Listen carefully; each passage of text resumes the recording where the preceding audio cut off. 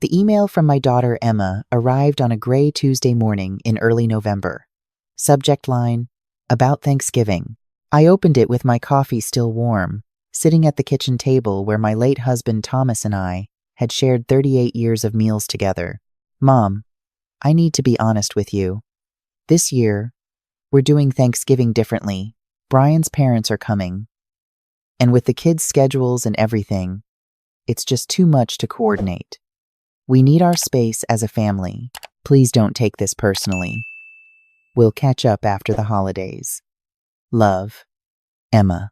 I read it 3 times. The words were polite, measured, but they landed like stones in my chest. Don't take this personally. How else was I supposed to take it? I sat there for a long time, listening to the silence of my house. 4 years ago, this kitchen had been full of life. Thomas would be reading the paper, making terrible jokes, stealing bacon from my plate. Now it was just me and the hum of the refrigerator. My daughter Emma was 35, married to Brian, with 2 children I barely got to see anymore. My son Michael was 32, living downtown with his girlfriend Rachel. They were busy with their lives, and I understood that. I really did. But Thanksgiving? That was supposed to be family time. I picked up my phone and called Michael. Hey, Mom, he answered, and I could hear traffic in the background. Hi, sweetheart. I just got Emma's email. I was wondering if maybe you and Rachel would like to come for Thanksgiving. I know it's just me, but I could make all your favorites. The cornbread stuffing you love, and that pecan pie. Oh, Mom. Actually, Rachel's family invited us to their place in Vermont. It's kind of a big deal for her, you know? Meeting the extended family and everything. Of course, I said, my voice bright and hollow. That sounds wonderful. Are you okay? You could maybe go to Aunt Diane's? Diane's in Florida now, remember? But don't worry about me. I'll be fine. After we hung up, I sat there staring at my phone. I'll be fine. I'd been saying that a lot lately. The truth was, I hadn't been fine since Thomas died. Heart attack at 62. Gone before the ambulance even arrived. 1 minute he was fixing the back gate. The next minute our whole world had changed. The kids had come for the funeral, stayed for a week, and then life had pulled them back to their own concerns. I understood. I really did. They had mortgages and car payments, and children and careers. They didn't have time to check on their mother every day. But lately, it felt like they didn't have time to check on me at all, except when they needed money. That had started about 2 years ago. Emma had called, her voice tight with stress. Mom, I hate to ask, but Brian's between jobs, and we're just a little short this month. The kids need new shoes, and the car registration is due. And how much do you need, honey? Maybe 1,000? Just until Brian's consulting work picks up. I'd sent it that same day. What else was I supposed to do? She was my daughter. The consulting work had picked up, according to Emma. But the financial requests hadn't stopped. They'd just changed. Now, it was always something. Emma had started a business, some kind of online boutique thing I didn't fully understand. She needed capital, inventory, marketing budget, website hosting. The requests came like clockwork. And like clockwork, I sent the money, $1,200 a month, automatically transferred from my account to hers on the 1st of every month. It had been going on for 18 months now. Thomas would have said something. He always saw through things faster than I did. Maggie, he would have said, you're not helping her. You're enabling her. But Thomas wasn't here, and I couldn't bear the thought of my daughter struggling. Couldn't bear the thought of her needing something and me saying no, so I kept sending the money. Michael was different. He never asked for anything, which made me worry more. Was he okay? Was he too proud to ask? I'd offered to help with his student loans, but he'd declined. I got it, Mom. But thanks. The days after Emma's email blurred together. I went through the motions, cleaned the house, ran errands, smiled at the cashier at the grocery store when she asked if I was ready for the holidays. A week before Thanksgiving, I called Emma. Mom, I'm really busy right now. Can I call you back? I just wanted to ask about Christmas. I know Thanksgiving is complicated this year, but maybe for Christmas, we could all… Mom.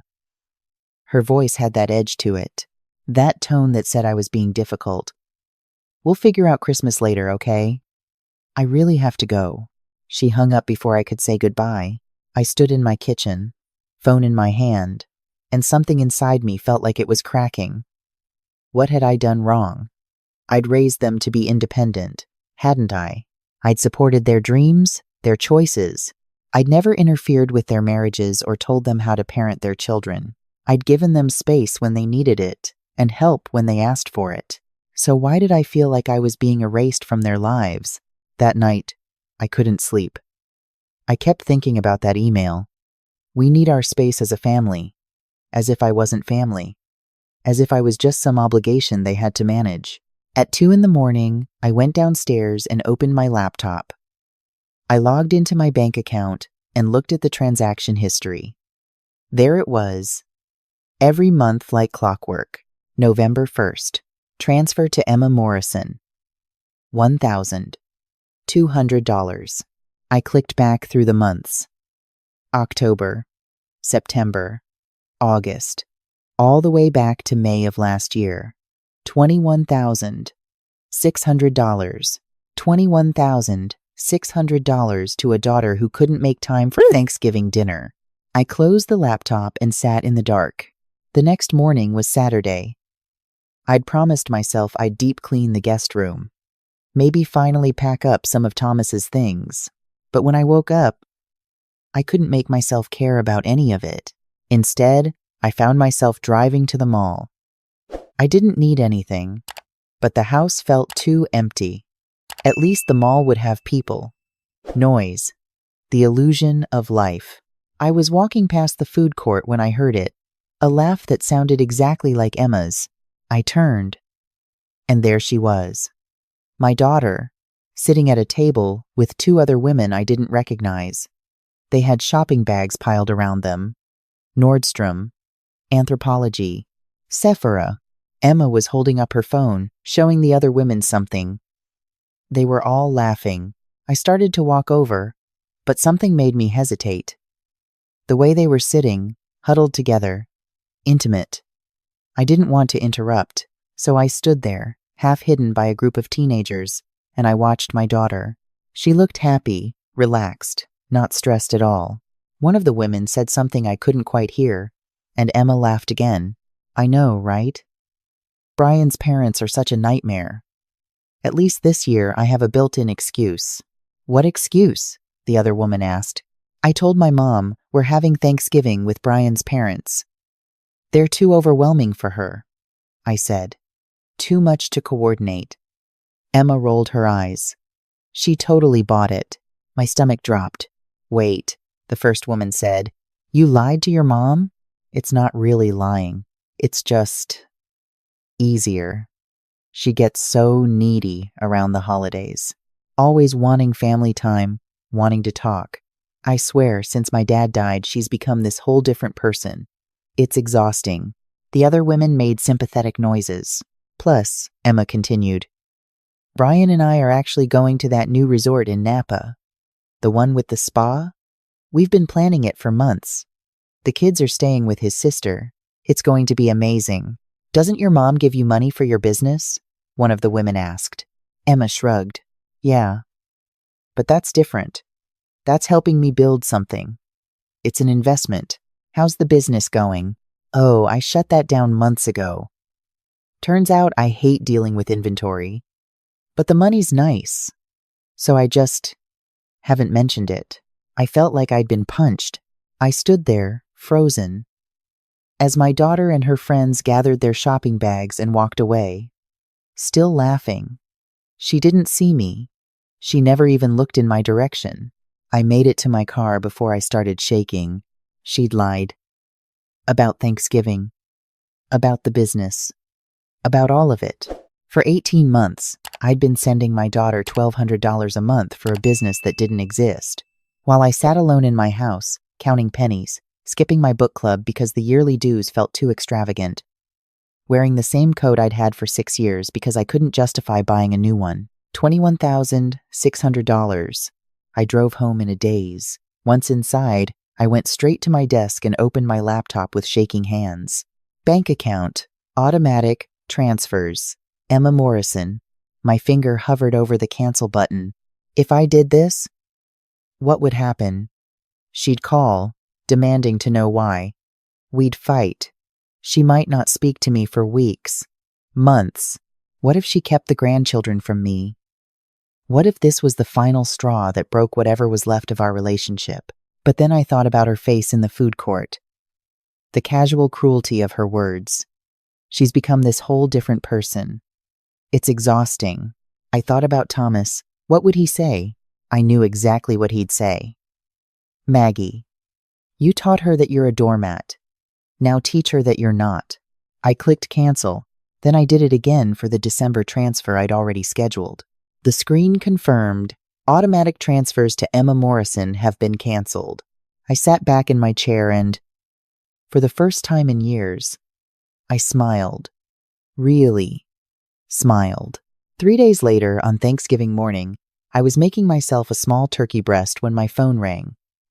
Emma. I let it ring 4 times before I answered. Mom. Her voice was tight. Good morning, sweetheart. Happy Thanksgiving. Mom, I'm serious. My transfer didn't come through. The bank said it was canceled on your end. Oh, that. Yes. I canceled it. Silence. You. What? I canceled the monthly transfers. Why would you do that? Her voice was rising. Mom, I have bills. I have expenses. You can't just... Emma. My voice was calm, almost conversational. I ran into a friend at the mall last Saturday. She mentioned seeing you at the food court. With your friends. Another silence. Longer this time. I don't know what you're talking about. Don't you? Because I was there, honey. I heard everything. About Napa. About the business you closed months ago. About how exhausting I am. I heard her breath catch. Mom, I can explain. I'm sure you can. You're very good at explaining. At making excuses. At telling me just enough to keep the money coming. That's not fair. I needed that money. You offered to help. I offered to help your business. Your business that doesn't exist. What I've actually been doing is funding your spa weekends while you lie to me about Thanksgiving. Mom, you're being ridiculous. So I exaggerated a little. You didn't exaggerate, Emma. You lied. Repeatedly. For months. And you know what the worst part is? It's not even the money. It's that you couldn't be bothered to spend Thanksgiving with me, but you had no problem spending my money. I have a family to think about. So do I. I had a family, a husband who died and left me alone in this house, 2 children I thought I'd raised to be decent people, and now I'm realizing I don't know you at all. Mom, please. I'm sorry. I shouldn't have said those things. I was just venting to my friends. Do you know what I did last Thanksgiving, Emma? I made a full dinner. Turkey. Stuffing. The works. Because you and Brian said you were coming. Remember? And then you texted me at noon saying one of the kids was sick. I ate that dinner alone for 4 days. I heard her crying now. I'm sorry. The business, I said. When did you actually close it? January. So for 10 months, you've been taking $1,200 a month from me for a business that didn't exist. I was going to tell you. I needed the money, and I knew if I told you the truth, I might say no. Yes, I might have. And that terrified you, didn't it? The thought that I might actually have boundaries. What do you want from me? I want you to think about who you've become. I want you to think about whether this is the person you want to be. I said, I'm sorry. I know you did. But Emma, I don't think you're sorry about what you did. I think you're sorry you got caught. I hung up. My hands were shaking. But I felt something I hadn't felt in years. Strong. Clear. Like I'd been underwater and had finally broken the surface. The turkey came out perfect. I ate it at the table with Thomas's chair empty across from me, and I didn't cry. Instead, I raised my glass of wine. You were right, I told the empty chair. I needed to do this years ago. That evening, Michael called. Mom, Emma just called me. She's really upset. She said you cut off her money? I did. She said you overheard something at the mall. Michael, did you know there was no business? Did you know she closed it in January? Silence. You knew. She asked me not to tell you. She said she'd handle it. By lying to me for 10 more months? Mom, she's struggling. Brian's been unemployed for months. She was ashamed. So ashamed she's going to a resort in Napa this weekend? Another pause. What? She told her friends she's going to Napa for Thanksgiving. To a spa resort. While I thought she was overwhelmed with Brian's parents, I heard him exhale. Mom, I didn't know about that. Do you want to know what hurts the most? It's not the lies. It's that both of you have become people who find me exhausting, who see me as an obligation instead of a mother. That's not true, isn't it? When was the last time you called me just to talk? Not because you needed something, not because it was my birthday or a holiday, just to talk. He didn't answer. I thought so. Mom, you're right. I'm sorry. We've been selfish. Yes, you have. And I've enabled it. And won. BND. Your father tried to warn me, but I didn't listen. I thought I was showing love by always saying yes, by never being a burden, by making everything easy for you. You're not a burden. Then why do I feel like one? On Friday morning, the day after Thanksgiving, my doorbell rang at 8 a.m. Emma stood on my porch, and she looked terrible. Red eyes, no makeup, hair pulled into a messy ponytail. Can I come in? I opened the door wider. She walked past me into the living room but didn't sit down, just stood there wringing her hands. I'm not going to Napa, she said. Okay. I canceled it. Last night. After we talked. You didn't have to do that for me.